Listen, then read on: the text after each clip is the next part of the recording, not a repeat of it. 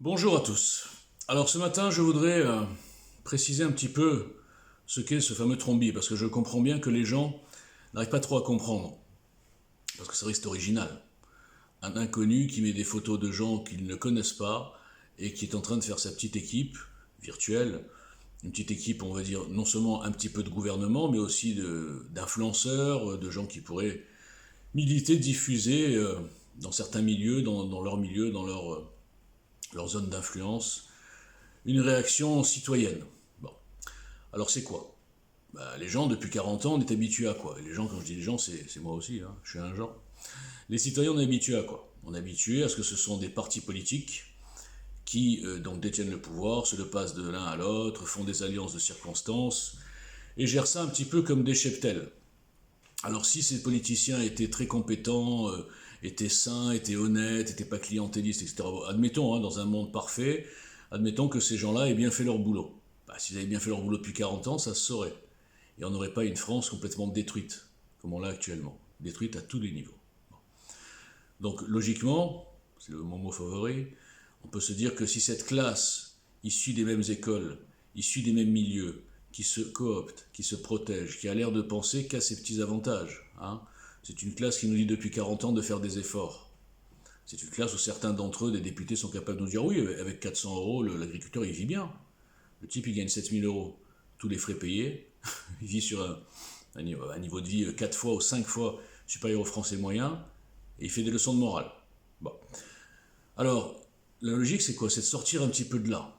D'autant plus qu'on a compris, avec l'opération Macron et tous ses soutiens, qu'il avait fait un Big Bang, avec la complicité évidemment du Parti Socialiste, puisque c'est un déguisement, c'est en partie un déguisement, et tous les autres lobbies, la finance, même la justice, en prenant des gens un peu à droite, à gauche, etc., il a explosé le paysage politique et il a fait en sorte que finalement, il n'y a plus rien qui est en mesure aujourd'hui, dans le paysage politique, de battre Macron et cette tenaille. Et vous remarquerez que, quelles que soient les folies furieuses qu'on vit avec ce type-là, avec cette caste d'incompétents, en parlant de caste, quand je vois Castex, Premier ministre, écoutez-le parler, et je ne parle pas de l'accent, hein, moi j'avais un accent quand j'étais plus jeune, j'ai rien contre les accents, mais, je sais pas, bon, j'ai pas de mots. Donc, la conclusion c'est quoi?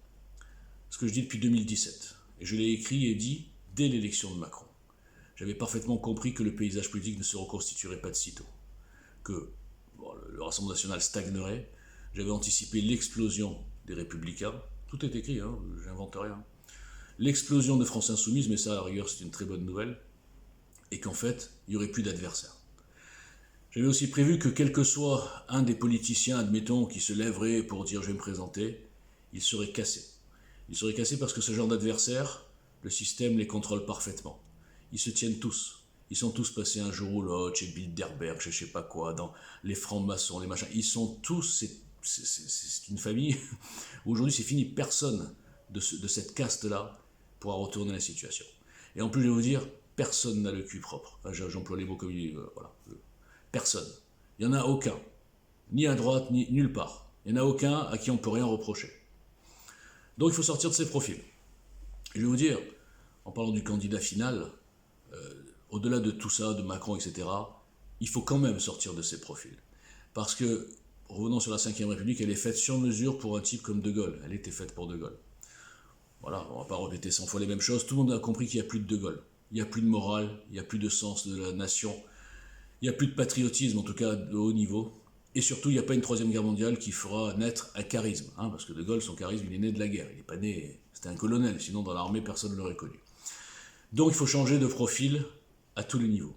Changer de république aussi. Donc la démarche, en partant de ces bases, on comprend bien que si on veut faire une équipe, il faut effectivement quelques politiciens, quelques cadres politiques, comme il y a dans le Trombi d'ailleurs. Il y a des gens comme Marlex, Prats, Ménard, bien sûr. Il y a des gens qui sont des politiciens, mais qui ont l'air d'être, enfin qui sont sains, qui font vraiment leur boulot, et qui ont l'air d'être patriotes. En tout cas, c'est mon analyse. Même Bellamy, regardez Bellamy. Le pauvre est dans un bateau à la dérive, là. On l'a mis en première ligne aux européennes. Il est politicien depuis pas longtemps. Regardez son regard. Vous voyez bien que c'est un type ça. Vous voyez bien que c'est un type qui a des valeurs, ce mec-là. Voilà. Bon, donc ça veut dire que je ne suis pas contre les politiciens parce qu'ils s'appellent politiciens. Voilà. Mais le reste, ce doit être des gens de la société. Alors, je ne vais pas employer les mêmes mots que Macron, parce qu'on voit ce que ça a donné. Mais lui, c'était une arnaque. Des gens différents. Charles Gave, par exemple, c'est pas un politicien. Voilà. Onfray, Natacha Polony, Marie Maréchal, c'est une politicienne, mais bon, elle est née dedans, mais bon, voilà, elle a d'autres qualités. Ce que je veux dire, c'est que c'est ça l'équipe de France qui sauvera notre nation. C'est celle-là. C'est ces gens-là. D'ailleurs, tous les gens qui commencent à parler de personnalité, ils disent que des gens qui sont dans le trombier EGL depuis 2017, non, depuis le début 2018. Donc maintenant, essayez d'imaginer, parce qu'il faut, quand on a un rêve, il faut au moins arriver à l'imaginer. Déjà, essayez d'imaginer, rigoler un petit peu, si j'ose dire, rigoler jeune, essayez d'imaginer une victoire du RN. Voilà. Vous avez compris qu'on ne peut même pas l'imaginer, parce que quand on voit les électeurs, on voit les volumes, on voit les courants, on n'imagine même pas où est-ce qu'ils pourront trouver 28 ou 29% de plus au deuxième tour. Parce que ça n'existe pas. Voilà. On n'arrive même pas à l'imaginer. Alors moi, je veux casser le moral à personne, je pense que tous les lucides, ils savent déjà ça. Il n'y a qu'à écouter tous les gens, hein. Onfray, Ménard récemment, même Marie Maréchal, Zemmour, enfin bref. Pour moi, c'est une base, voilà. C'est une base de réflexion. Et c'est pas méchant, je ne suis pas un ennemi, hein, je l'ai dit 100 fois. Je me suis insulté pendant 3 ans, c'est ridicule. Bon, c'est une analyse politique. Alors, si on doit insulter les gens qui font des analyses politiques, où on est?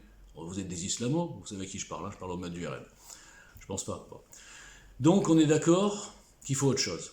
Voilà. On arrive à la conclusion que j'ai écrite en 2017 et que Onfray a écrit pareil en 2019. Voilà, donc ça vient dans les têtes de tout le monde. Et même poser la question à Zemmour, vous adorez tous Zemmour là. Ceux qui sont du RN, souvent ils sont Zemmour et RN. Bon, c'est un peu incompatible, mais posez-vous la question. C'est une évidence. Il faut partir sur cette base de réflexion. Donc l'idée maintenant, on va aller plus loin. Essayez d'imaginer. Les Français, qu'est-ce qu'ils veulent depuis? En tout cas, les Français, on va dire un peu de droite, un peu souverainistes, etc. Pourquoi ils s'énervent, les Français? Et moi, le premier. Bon, moi, je m'énerve parce que je me suis fait trahir par les Républicains. Bon, d'accord, comme beaucoup. Hein. Mais aussi, je m'énerve parce que je me dis, mais comment ces politiciens, quand on dit la droite la plus bête du monde, comment ces politiciens, on a une France de droite, ils n'arrivent même pas à s'entendre et à faire une alliance incassable, ils n'arrivent pas. Voilà. Pourquoi? Parce qu'ils gèrent des boutiques. Parce que leur intérêt n'est pas la nation. Leur intérêt, c'est pas comme le CNR. Vous voyez, après la guerre, le CNR, les gens, il y avait beaucoup de communistes, des socialos, des SFIO, machin, des militaires, des gens de la résistance qui n'étaient pas politisés. Ils sont tous groupés pour le bien national, pour la reconstruction d'un pays. Ils n'ont pas dit, oui, moi je suis communiste. Voilà, enfin, je sais pas, je n'étais pas là. Même, regardez, De Gaulle, il a fait des concessions énormes sur le programme économique. Il n'était pas d'accord sur ce programme économique. Il a dit, bon, les communistes ont participé, machin, ok, on va leur laisser le programme économique, qui est d'ailleurs le programme de l'UPR au passage. C'est pour ça que je rigole quand j'entends l'UPR qui est de droite, ça me fait rigoler.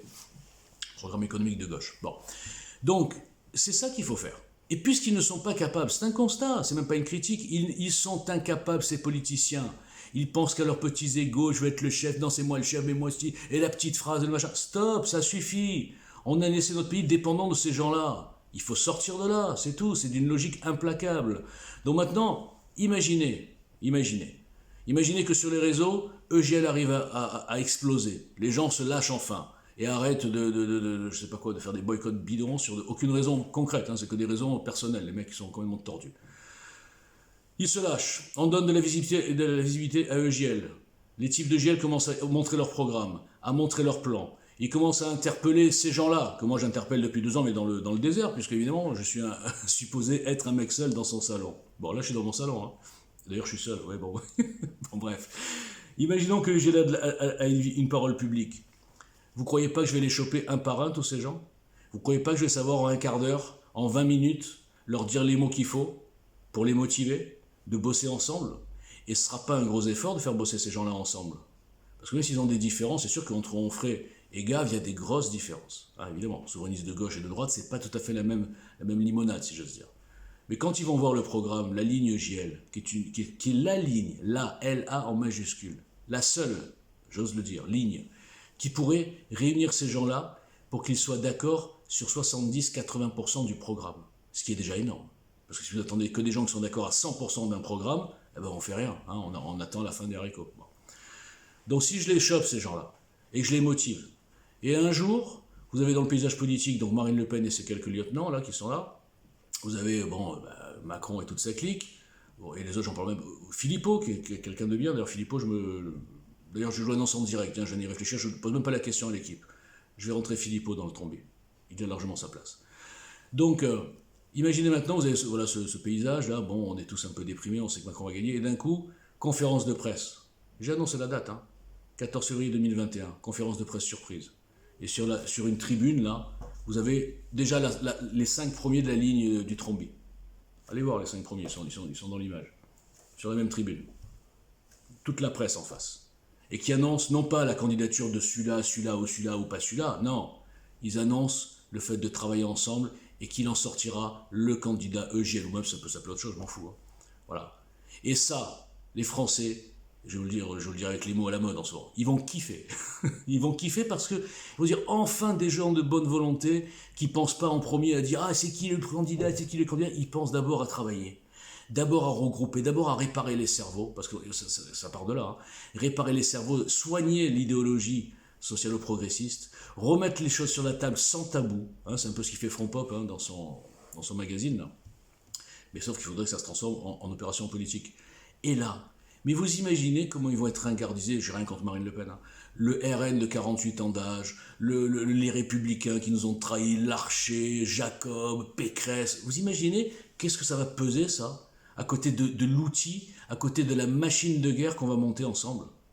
Vous imaginez? Ça y est, ça commence à venir là, vous voyez? Oh. Ben moi je l'imagine. Hein. Donc voilà ce que c'est EJL Trombi. C'est un projet qui paraît complètement fou, mais quand on y réfléchit bien, il est parfaitement logique. Voilà. Alors j'aurai pas les 40 personnes, hein, mais même si j'en ai 20, avec 27 de cette bande-là, de ce Trombi, on renverse la France. Et en rigolant en plus, sans aucun suspense. Voilà. Je suis confiant, hyper confiant même. Voilà. Prenez, je vous ai dit une fois, hein, prenez 10% de ma motivation que j'ai depuis 3 ans sur les réseaux et partout et ailleurs, etc. Je passe ma vie au téléphone à essayer de convaincre les gens de bouger pour leur survie. Vous voyez, des fois j'ai l'impression de les convaincre pour qu'ils achètent un produit que je vends rien du tout, moi. Et ils n'arrivent pas à se convaincre, ils n'arrivent pas à se motiver, je veux dire. Bon, j'espère que ça va se faire avant le 31 décembre. Hein. Bon, on verra. Merci, bonne journée.